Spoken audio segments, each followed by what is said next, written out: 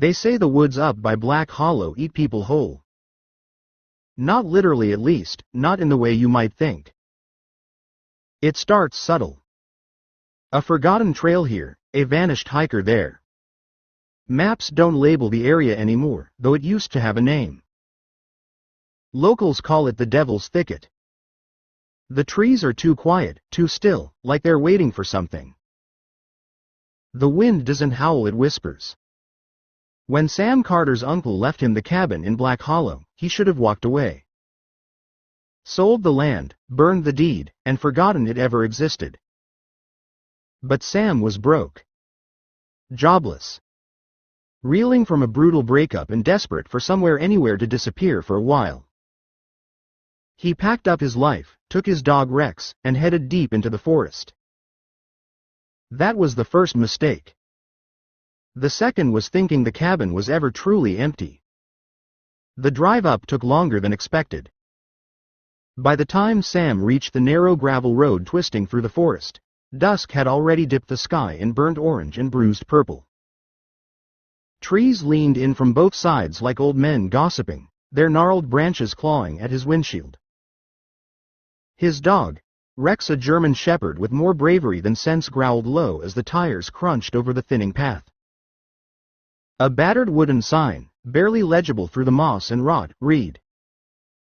Sam scoffed. Home sweet home. The cabin emerged like a scar in the woods, 2 stories of rotting wood and slanted roofing, half swallowed by creeping vines and moss. It looked like it had been built by someone running from the world and never meant to be found again. He turned off the engine and stepped out. The air was thick with the scent of pine, damp earth, and something else, something metallic, like old blood.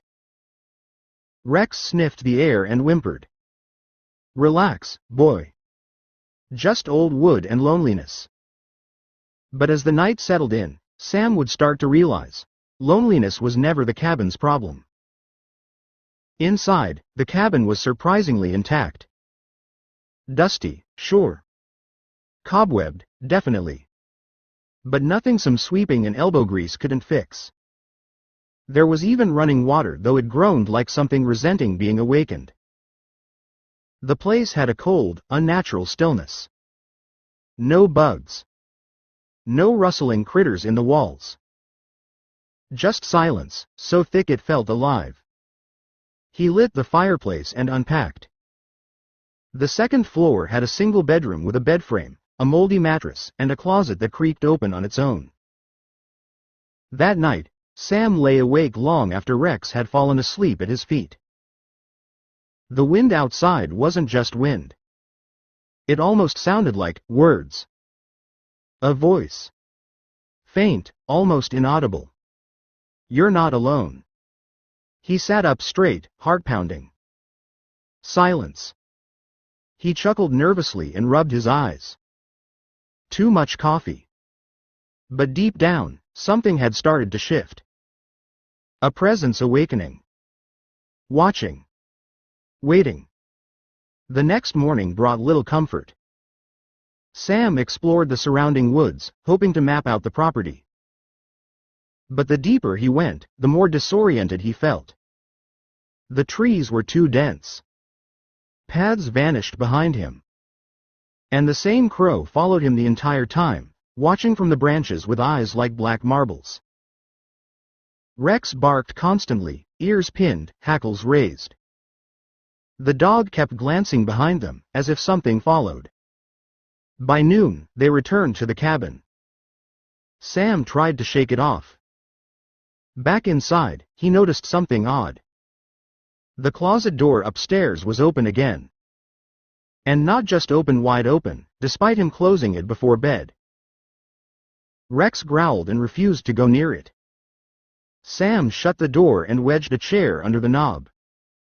That night, the whispers returned. But this time, they weren't outside. They were in the walls. On the third day, Sam found the journal. It was wedged behind a loose floorboard near the fireplace, wrapped in brittle cloth, pages yellowed with age. The handwriting was frantic, scratched with shaking hands. It watches through the trees. It lives in the gaps between thought. I tried to leave, but the woods never end. The cabin changes when you're not looking. Don't look in the mirror. Don't listen at the door after midnight. The last few pages were illegible, soaked in something dark and flaked with dried something. Rex barked at the journal as Sam read, then whined and ran to the back door. There were no animals outside. No people. But fresh footprints bare, wide, wrong led from the forest to the porch. It started with the mirror above the old dresser upstairs. Sam didn't remember seeing it the first night.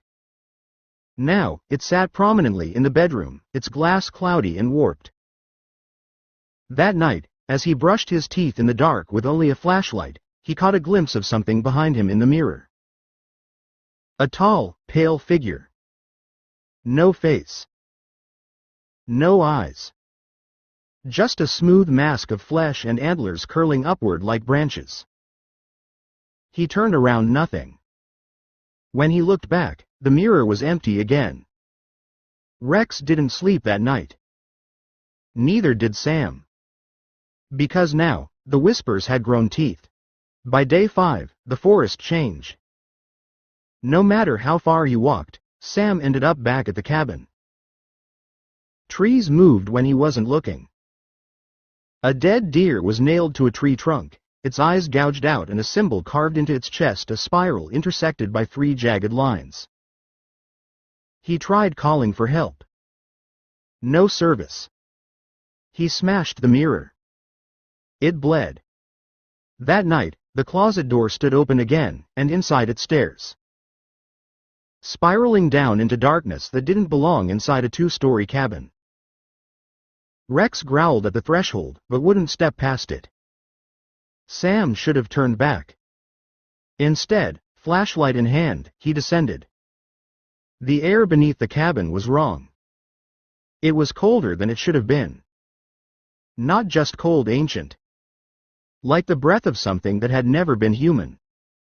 The steps ended in a stone chamber. Black walls etched with the same spiral symbols. In the center, a circle of bones and a crude wooden idol, shaped like the antlered figure from the mirror. The whispers here were deafening. Feed it. Join us. Bleed the past. You were chosen. A sudden sound made him spin around. Rex had followed. He stood at the top of the stairs, growling. And then whimpered and yelped as something yanked him back into the dark. Sam screamed, scrambling up after him, but Rex was gone. Only paw prints remained.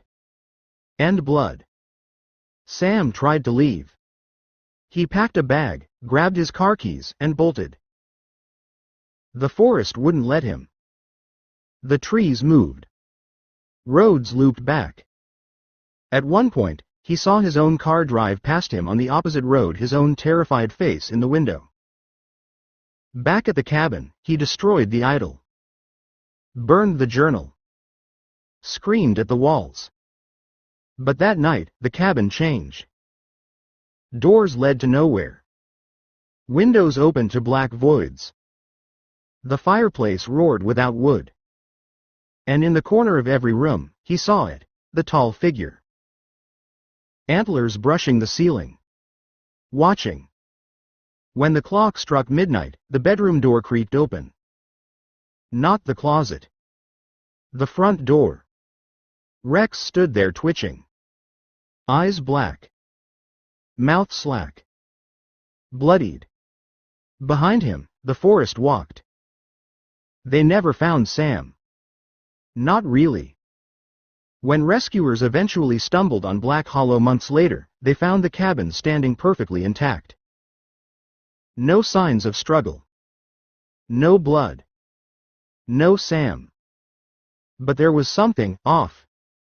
The second floor now had 2 bedrooms. One of them had a mirror with a crack down the center.